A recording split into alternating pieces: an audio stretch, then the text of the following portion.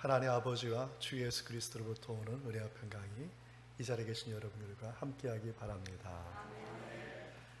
누가복음 15장의 말씀에서 아주 유명한 비유의 말씀이 나옵니다. 잃은 아들을 되찾는 비유의 말씀입니다. 아들이 둘이 있었습니다. 그런데 둘째 아들이 어느 날 갑자기 아버지에게 나에게 유산을 달라 이렇게 때를 씁니다. 그 당시에 이러한 유산 요구는 법에도 어긋나고 불효였습니다.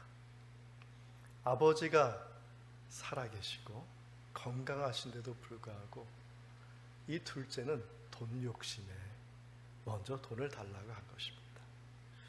생각해 보십시오. 이 아들이 한 번만 말했겠습니까? 쫓아다니면서 너무나 아버지를 힘들게 했겠죠. 아버지는 결정했습니다. 둘째에게 갈 유산을 나눠줬습니다. 그럼 이 아들이 그 재산을 가지고 재물을 가지고 좋은 일을 하고 더 이렇게 성장하면 좋은데 이 아들이 그 돈을 빼돌려서 멀리 아버지도 쫓아오지 않는 나라로 도망가서 그 돈을 다 써버리고 거지가 되었습니다. 어떻게 써버렸는지 성경 말씀에 나와 있어요. 허랑방탕하게 그냥 인생 즐기며 그냥 물 쓰듯이 쓴 것이 거지가 되어서 그 아들이 그때서야 아버지 품이 그리웠는지 아버지께로 돌아왔어요. 근데 아버지는 그 아들을 꾸짖지 아니하시고 그 아들을 맞아주었다. 오늘날 이 시대 정말 나그네 같은 그런 사람들이 많습니다. 예수님 믿지도 않고 정말 인생의 목적 없이 사는 사람들 많습니다. 주님께 돌아오면 할렐루야 하나님이 귀하게 맞아주시는 줄 믿습니다. 우리 열림은 교회와 또 이 나라 이 민족의 이러한 큰 구원의 그러한 역사가 나타나길 바랍니다. 그런데 이 비유의 초점은 둘째 아들이 아니었습니다. 맥락을 보면은 14절, 15절, 16절에 16장의 말씀을 보면 이 비유의 초점은 첫째 아들이었습니다. 첫째 아들은 겉보기에 효도하는 척 하였던 것이죠. 목적을 이루기 위해서 아버지 옆에 남아 있었어요. 그 목적이 뭡니까? 첫째 아들에게 주는 큰 재물이었던 것이죠. 그것을 언뜻 볼 수 있는 말씀이 15장의 비유의 하반절에 나옵니다. 아버지가 둘째 아들을 위해서 잔치를 베풀었는데 종이 쫓아와서 첫째 아들에게 고합니다. 당신 아버지가 둘째 아들을 위해서 송아지를 잡는다. 그러니까 이 첫째 아들이 배가 아픈 거예요. 다시 말해서 아까운 겁니다. 자기 재산인데. 결국 어떻게 됐습니까? 그 비유의 말씀은 거기에서 끝났어요. 이 비유의 말씀의 중요한 것은 뭐냐? 첫째 아들이든 둘째 아들이든 어디에 관심을 두었느냐? 재물에 관심을 두고 살았다는 것입니다. 첫째 인생의 목적, 둘째 인생의 목적이 재물이었던 것입니다. 마리아가 한번 생각해 보십시오. 그 거지가 된 둘째 아들이 아버지에게 돌아오지 않았다면, 만약에 첫째 아들이 계속해서 돈의 욕심을 가지면서 딴 마음을 품고 아버지 옆에 있었다면 두 아들 모두가 실패한 인생이 될 것입니다. 무엇 때문에요? 재물 때문에. 이 말씀이 오늘 보면 16장의 말씀에 이어지게 됩니다. 둘째 아들, 첫째 아들, 그리고 오늘 본문에 청지기가 놓치고 있는 것이 무엇인지, 그들의 실수는 뭐냐, 실패는 뭐냐? 미래를 준비하지 못했다는 것이죠. 아버지 곁에 있을 때, 주인의 곁에 있을 때, 오늘 본문을 통해서 몇 가지 그 미래를 준비하는 것에 대해서 살펴보는데요. 먼저는 정말 미래를 준비하고자 하는 사람은 어떤 사람이냐 하면, 첫째는 자기의 잘못을 발견하고 그 잘못을 시정하고 수정하고 고쳐나가는 사람이 미래의 비전이 있는 사람인 것이죠. 자기의 잘못도 모르고 사는 사람이 있다면 그 사람은 미래가 보이지 않게 됩니다. 관련된 말씀 본문 1절과 2절 말씀을 함께 읽겠습니다. 또한 제자들에게 이르시되 부자에게 청지기가 있는데 그가 주인의 소유를 낭비한다는 말이 그 주인에게 들린지라. 주인이 그를 불러 이르되 내가 내게 대하여 들은 이 말이 어찌 됨이냐. 내가 보던 일을 세마라. 청지기 직무를 계속하지 못하리라 하니. 아멘. 앞서 말씀드렸다시피 지금 14장이나 15장이나 16장이나 이 말씀을 들을 대상 첫 번째 사람이 누구냐? 바리새인과 서기관들이었다는 것입니다. 오늘 본문의 비유에도 말씀 16장 15절, 14절, 15절의 말씀을 보면은 바리새인과 서기관들이 예수님의 비유를 듣고 비웃었다 이렇게 되어 있듯이 지금 말씀의 초점이 누구냐? 바리새인과 서기관들. 두 번째 말씀의 대상이 누구냐? 제자들이죠. 당연히 예수님을 따르고자 하는 제자가 어떠한 제자도를 가지고 따라야 될지 이 비유의 말씀에 함께 예수님이 말씀하고 있는 것입니다. 특별히 오늘 본문에 청지기가 나오죠. 이 청지기는 남의 것, 주인의 것을 대신 맡아서 관리하면서 그리고 주인에게 돈을 받는 것이 아니라 주인이 맡긴 재산을 잘 운영해서 나오는 소득으로 돈을 버는 사람인 것이죠. 그러니까 주인이 돈을 맡기잖아요. 그럼 이 사람에게 무엇을 하든 상관이 없어요. 그것을 고리대금을 하든지 빌려주든지, 중요한 것은 이자를 받아서 일정 부분의 이자는 주인에게 돌리는 것이고 원금과 함께, 그리고 나머지 이자는 얼마나 매기든지 그것은 청지기의 마음인 것입니다. 그러니까 한마디로 이 청지기는 정말 복받는 자리예요. 자기 것도 아니고 남의 것을 운영해가지고 돈을 버는 자리니 얼마나 이 자리에 가고자 하는 사람들이 많이 있겠습니까? 그런데 이 청지기의 문제점이 있습니다. 그 문제점이 뭐냐면은 1절에 나온 단어 낭비하다는 단어에서 볼 수가 있습니다. 이 낭비하다는 단어는 그냥 쓰고 없어지는 단어가 아니라 누가복음 15장에 나와 있는 둘째 아들이 아버지의 돈을 가지고 먼 나라 이웃에 가서 탕진한다, 허랑방탕하게 탕진한다, 낭비한다는 말이 오늘 본문에 나온 똑같은 단어 디아스 코르피조라는 단어입니다. 그러니까 이 청지기가 주인의 돈을 가지고 얼마나 돈을 버는지는 모르겠지만 그건 상관없어요. 그런데 그 번돈을 가지고 어떻게 쓰냐? 허랑방탕하게 쓰고 있는 것이죠. 주인에게 귀에 들리는 거예요. 당신 청지기가 지금 기생집에서 돈을 물 쓰듯이 쓰고 있다. 당신 청지기가 노름판에서 노름하고 있다. 당신 청지기가 법도 어기고 도덕도 어기고 윤리도 어기고 쓸데없는 짓, 사람들을 괴롭힌 일을 하고 있다. 이 자체는 청지기의 일이 아니라 그 당시에는 청지기는 곧 주인이었습니다. 청지기가 하는 행동은 곧 주인의 하는 행동이었어요. 그러니까 어떤 것입니까? 허랑방탕하게 돈을 쓰면서 자기 하고 싶은 대로 사는 그 청지기의 모습을 보면서 사람들은 누구를 욕했냐면 주인을 욕하게 된 것이죠. 여러분, 오늘날은 그렇지 않습니다. 그 당시 2000년 전에는 돈보다 더 소중한 것이 있었어요. 그것은 명예라는 겁니다. 명예. 그래서 이 주인은 명예가 훼손된 거예요. 워낙 돈이 많은 사람이어서 그 돈이 어떻게 운영되는지 본인도 모르는 거예요.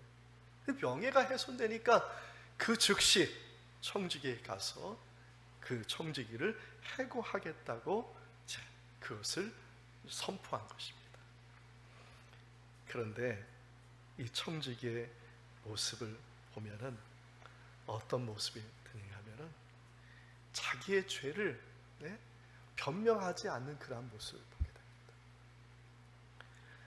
많은 사람들이 이러한 상황 되면은 내가 이렇게 해서 그랬고 저렇게 해서 그랬고 내가 이래서 내가 더 잘할 거고 모든 핑계를 대는데 청지기는 전혀 그런 것이 없어. 그런 걸 보면 이 청지기가 아마도 자기의 죄를 깨닫고 자기의 죄가 무언가를 알고 이제는 그렇게 살지 않겠다고 회개한 것이 아닌가, 그렇게 생각할 수가 있습니다. 사랑하는 성도 여러분, 어떤 사람이 소망이 있어요?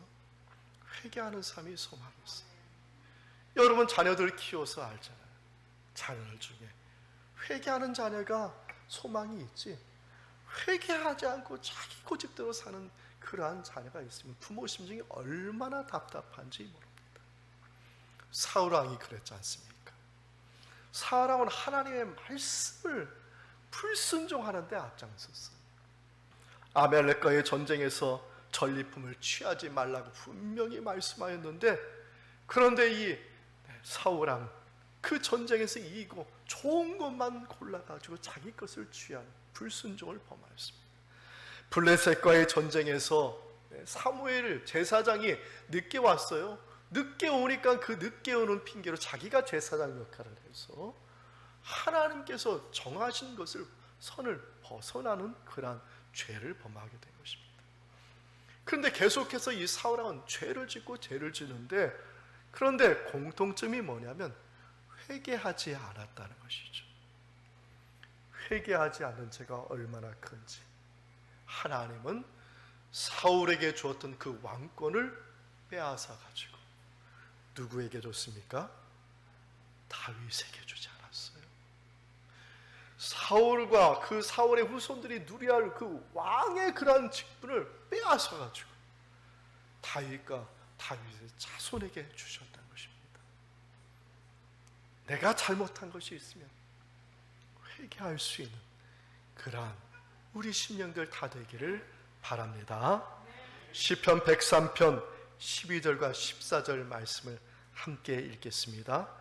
동이 서에서 먼 것 같이 우리의 죄가를 우리에게서 멀리 옮기셨으며 아버지가 자식을 긍휼히 여김같이 여호와께서는 자기를 경외하는 자를 긍휼히 여기시나니 이는 그가 우리의 체질을 아시며 우리가 단지 먼지뿐임을 기억하심이로다. 아멘. 하나님은 어떤 분이십니까? 자신의 죄를 돌아보고 회개하는 자의 그 죄를 멀리하시고 더 이상 보지 아니하시는 분이십니다. 다윗은 그러한 신앙을 가졌기 때문에 그의 미래가 밝았던 것이죠. 밧세바를 범하는 정말 의도적인 죄를 큰 죄를 범하지 않았습니까? 그런데도 하나님은 그에게서 왕권을 빼앗지 않으시고 그의 죄를 용서해 주셨어요. 왜 그렇습니까? 그가 먼저 주님 앞에 회개하는 심령이 되었기 때문입니다. 사랑하는 성도 여러분, 잘못한 것이 있으면 부끄러워하지 마시고 하나님 앞에 나가서 여러분의 죄를 구하면 우리 하나님께서는 예수 그리스도의 그 십자가의 보혈로 다 덮어주시고 용서해 주시고 그뿐만 아니라 미래의 소망이 있고 희망이 있는 그러한 사람으로 세워주실 줄 믿습니다. 이러한 복을 우리 모두가 다 받기를 주님의 이름으로 축원드립니다. 둘째로, 주어진 시간을 선용하는 사람이 미래의 소망이 있는 것입니다. 맡겨진 시간과 맡겨진 환경과 여건을 활용하지 않는 것은 이건 또 다른 죄예요. 최선을 다하여 선용하는 자가 미래의 소망이 있는 거 아니겠습니까? 관련된 말씀 본문의 3절과 4절 말씀을 함께 읽겠습니다. 청지기가 속으로 이르되 주인이 내 직분을 빼앗으니 내가 무엇을 할까? 땅을 파자니 힘이 없고 빌어먹자니 부끄럽구나. 내가 할 일을 알았도다. 이렇게 하면 직분을 빼앗긴 후에 사람들이 나를 자기 집으로 영접하리라 하고. 아멘. 주인이 해고 통지를 날렸습니다. 해고 통지를 받은 이 청지기는 그 순간 어떤 생각했냐면 새로운 결심을 했어요. 여태까지 이 사람 그렇게 살지 않았어요. 어떻게 하든지 허랑방탕하게 살기 위해서 다른 삶을 착취하고 어떻게 하든지 이자를 더 붙여서 자기의 소득을 만들어서 사람을 괴롭힌 사람이었는데, 그런데 이 사람이 새로운 결심을 하게 된 건 뭐냐면 사람들에게 은혜를 베풀게 했다는 것입니다. 본문의 6절과 7절에 보면 특히 두 사람에 대한 얘기가 나오는데, 어떤 사람에게는 기름 100말의 빚이 있었어요. 근데 그 100말을 불러가지고 어서 50이라고 쓰라고. 또 어떤 사람은 밀 100석의 빚을 가지고 있었는데 그 사람을 불러가지고 어서 오라고 80이라고 쓰라고. 지금 장부 조작을 하고 있는 거예요. 그런데 그 장부는 누구의 손에 있어요? 청지기의 손에 있는 거예요. 청지기가 써서 주인에게 주면 그대로 해야 되는 거예요. 그런데 지금 두 사람의 비유를 얘기했는데 얼만큼의 빚을 탕금했는지 여러분 상상이 안 가시죠? 기름의 100말, 몇 말이라는 이 말과 밀 100석의 몇 석이라는 말, 똑같은 헬라어 원어가 구약 성경 에스라서 7장 22절에 쓰여져 있습니다. 네, 우리 7장 22절의 말씀을 우리 함께 읽어볼까요? 은은 100달란트까지, 밀은 100고르까지, 포도주는 100밭까지, 기쁨 100밭까지 하고 소금은 정량없이 하라. 그럼 여기에 지금 쓰여지는 이 말들이 본문에 쓰여진 단위와 똑같은 단위입니다. 근데 놀라지 마십시오. 지금 이 엄청난 이 재물이 누가 주는 거냐면 바벨론의 왕인 아닥사스다 왕이 유대인에게, 유대 예루살렘을 귀하는 유대인에게 주는 엄청난 돈이, 황제가 주는, 세계를 다스리는 바벨론의 황제가 주는 엄청난 양의 돈. 지금 그 돈을 가지고 지금 이 사람이 그 이자를 절반으로 20%, 50%를 막 깎고 있는 거예요. 지금 두 사람이에요. 그러면 지금 몇 사람이나 깎았을까? 이 사람은 자기가 살기 위해서 더 많은 사람의 빚을 탕감해 주었다는 것이죠. 상상할 수 없는 금액을 지금 장부를 조작하면서 돈을 탕감해 주고 있다는 것입니다. 여러분, 세계를 다스리는 나라에서 그 나라의 황제가 주는, 한 나라에게 주는 돈이 얼마나 큰 돈이겠습니까? 앞서 말씀드렸듯이 청지기가 그 이자를 탕감하고 이자를 관리하는 사람이기 때문에, 자기가 그 권한을 갖고 있기 때문에, 그래서 그가 주인에게 해고 통지를 받았을 때 즉시 그 시간에 생각한 것이 그 탕감에 대한 지혜를 짜낸 것이, 불이한 돈을 벌었잖아요. 그 불이한 돈으로 지금 뭐 한 거예요? 친구를 삼는 거예요. 여러분, 우리가 식사 함께 한다고 친구 되는 거 아니지 않습니까?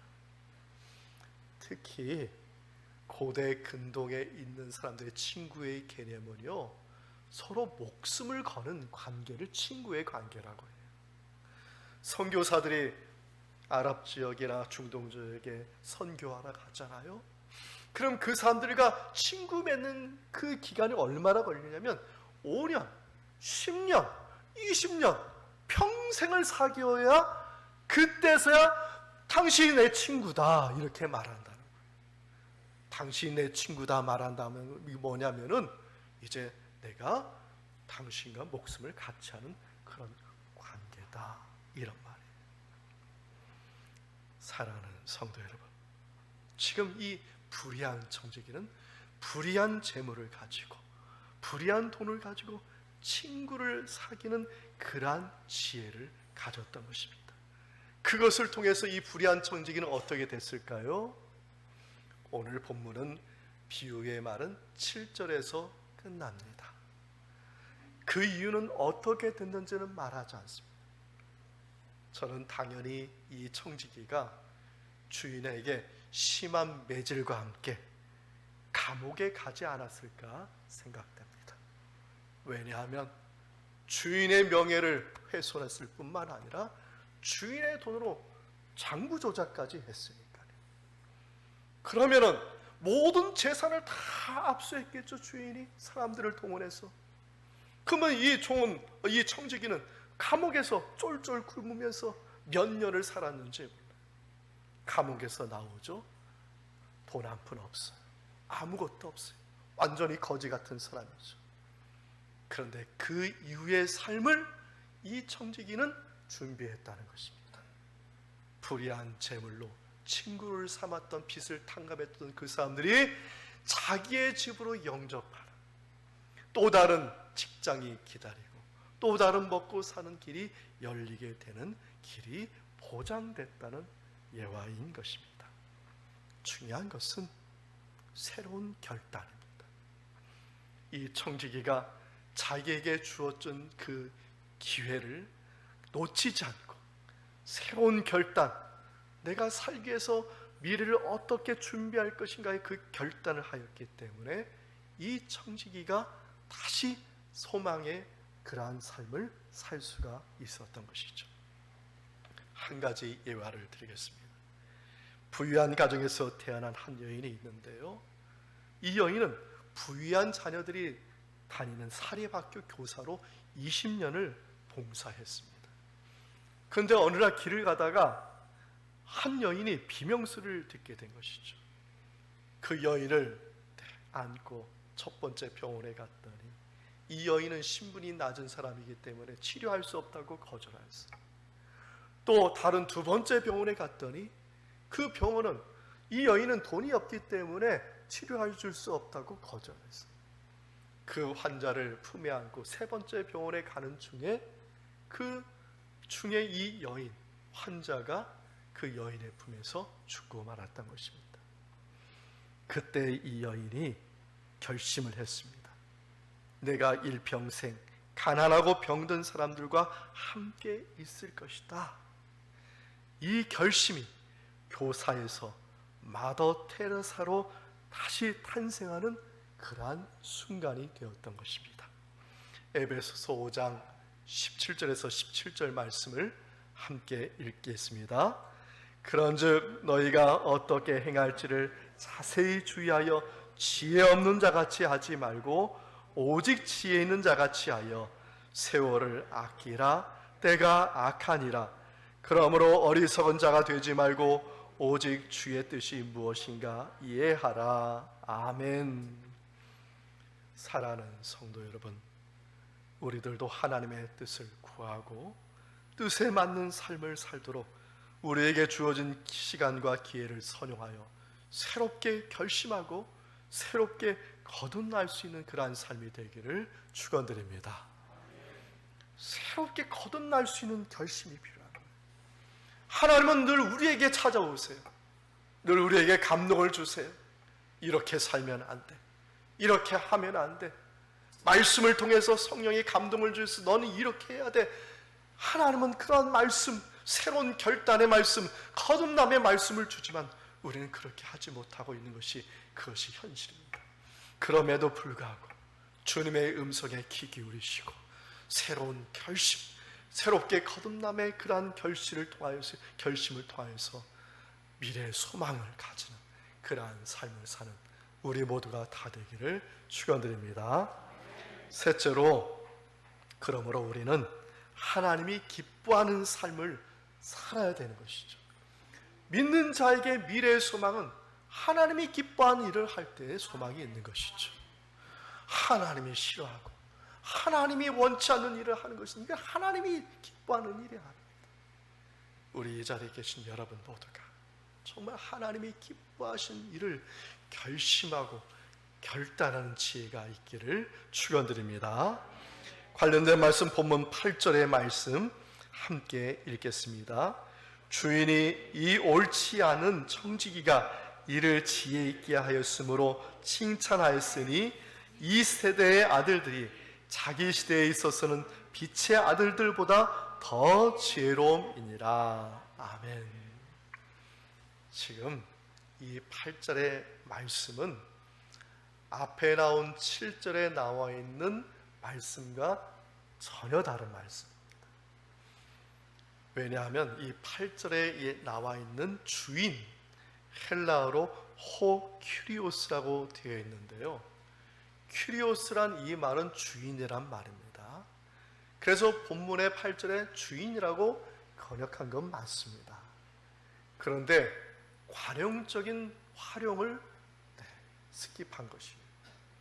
호라는 정관사가 붙여서 호 큐리오스라고 쓰면 이것은 관용적으로 누구를 말하냐면 예수님을 말하고 있는 것이기 때문입니다.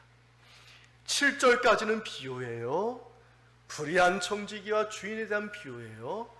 8절부터는 예수님의 말씀인 것이죠. 그래서 불의한 청지기의 일을 보고 주인이 그 불의한 청지기를 칭찬한 것이 아니라 예수님이 그 불의한 청지기가 지혜롭게 행동한 것을 보고 그 지혜로운 행동을 칭찬하신 말씀이 8절의 말씀인 것이죠. 그래서 8절에 예수님이 말씀하시기를 이 옳지 않은 청지기가 이를 지혜 있게 하였으므로 칭찬하신다고 말씀을 한 것입니다.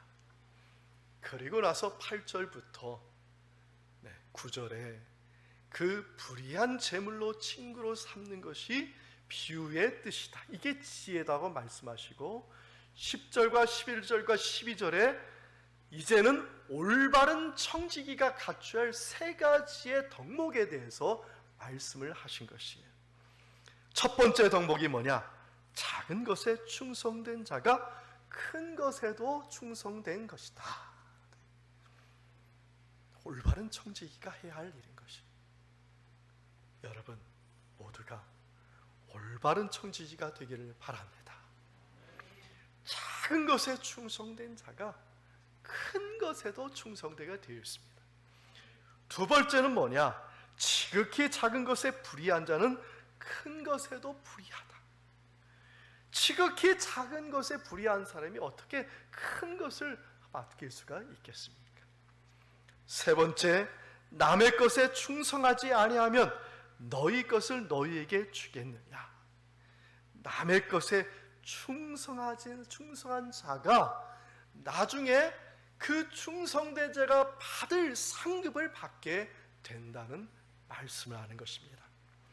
그래서 오늘 본문에 쓰여 있는 10절과 12절에 쓰여 있는 작은 것, 불의한 재물, 남의 것은 세상의 재물과 만몬을 말하는 것이에요. 둘째 아들이, 첫째 아들이 불의한 청지기가 관심 갖고 산 것이 뭐예요? 만몬이었어요. 재물이었어요. 그 끝은 어떻게 됐어요? 그 끝은 너무나 불행한 삶이 예고되어 있는 것입니다. 본문에 나온 큰 것, 참된 것, 너희 것은 뭐냐 하면 하나님의 일을 말하는 것입니다. 하나님의 일을 두고 하나님의 일을 목적을 가지고 하나님의 나라를 모르고 사는 자에게는 하나님께서 하나님의 것, 너희 것을 받게 될 것이라는 이러한 말씀을 하고 있는 것입니다. 사랑하는 성도 여러분, 하나님의 나라는요, 작은 것에 충성된 자에게 오는 줄 믿습니다. 이 자리에 계신 여러분이 하나님의 나라의 일 작은 것이라도 최선을 다해 충성을 다하면 나중에선 하나님의 것, 오늘 본문에 너희 것이라고 했어요. 약속된 하나님의 위업을 모두 다 받는 우리 모두 다 되기를 주님의 이름으로 축원드립니다. 우리 옆에 있는 분에게 우리 이렇게 말해 볼까요? 하나님의 약속된 복을 받읍시다. 하나님의 약속된 복을 받읍시다. 할렐루야. 지극히 작은 일, 성가대 하는 이 일을 통하여서, 봉사하는 이 작은 것을 통하여서 믿음의 작은 씨를 뿌릴 때 30배, 60배, 100배, 오늘 본문에 하나님의 것은 하나님의 것인데 오늘 본문에 너희 것이라, 하나님의 것은 너희 것을 주겠다. 이 얼마나 아름다운 복입니까? 정말 이 시대 살기 힘들고 어려운 일도 많고 팬데믹 상황 때문에 너무나 갈팡질팡하는 성도도 많습니다.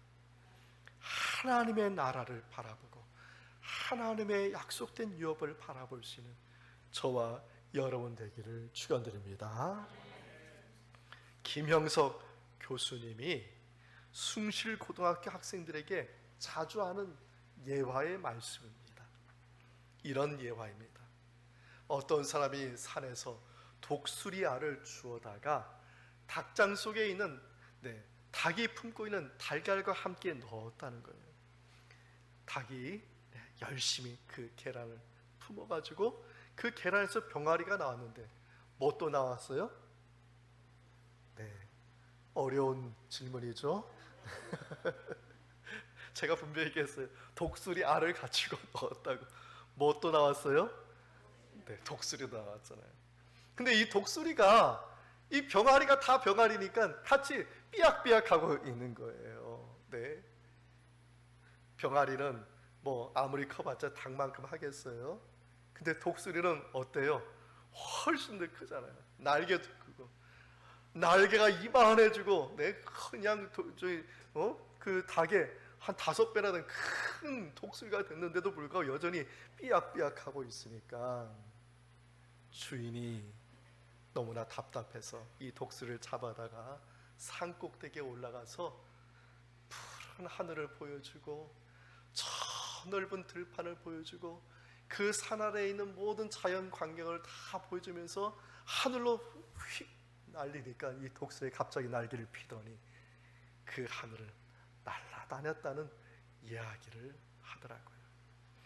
그러면서 이런 당부의 말씀을 하셨습니다.